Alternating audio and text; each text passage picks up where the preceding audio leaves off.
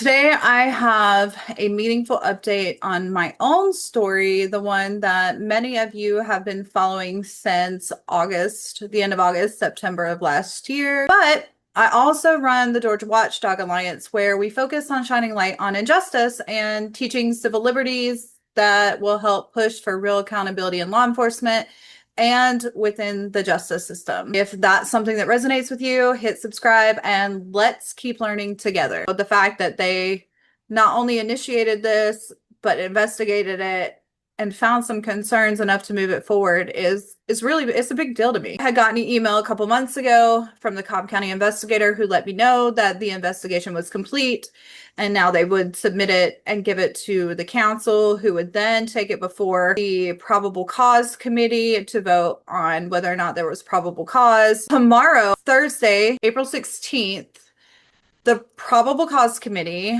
at Georgia Post will review the investigation findings.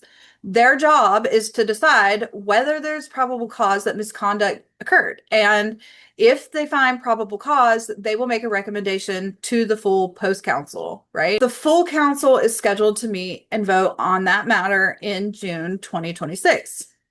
But let me explain quickly what this process actually means, because I know it can sound confusing and it even sounds like kind of cut and dry, but it's really not. So, Georgia Post is the state agency that certifies and oversees all peace officers in Georgia. When there's a serious complaint about an officer's conduct, they can investigate and recommend sanctions. So while they might tell you that it's not normal for them to take civilian complaints, they can. And they can initiate their own investigations. They don't have to wait for leadership. Matter of fact, I remember when I was talking with the director, he told me that my case was super rare.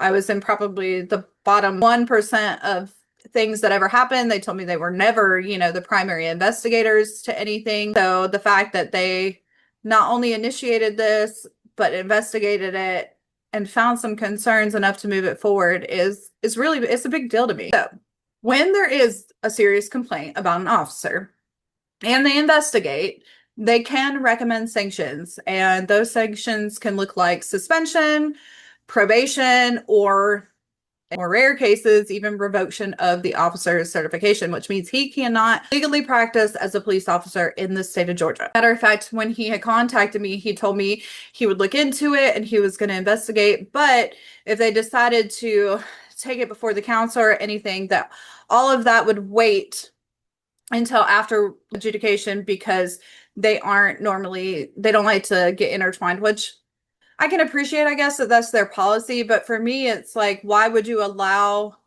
anybody allow somebody to go down the prosecution route and risk having those people prosecuted if you did an investigation and found that that officer was guilty of misconduct? It's about every Georgia resident and every Cherokee County resident knowing that their constitutional rights, particularly the Fourth Amendment protection against unreasonable searches and seizures. If you're watching this and you've ever felt powerless when you're dealing with law enforcement, just know, if you've ever seen similar issues in your own county, I want you to know that you are not alone. Sharing these stories, following the official processes is how change starts. Educate yourself, your family on your rights during police encounters, and support calls for stronger body camera transparency and that independent oversight across Georgia, everywhere. Talk to your local representatives. If you're in Georgia, I want you to pay attention to your local sheriff's office policies and the post decisions. If leadership is not capable of standing up and taking accountability for the officers that they hire, we need independent oversight to say this was wrong. Because how many other people is this happening to?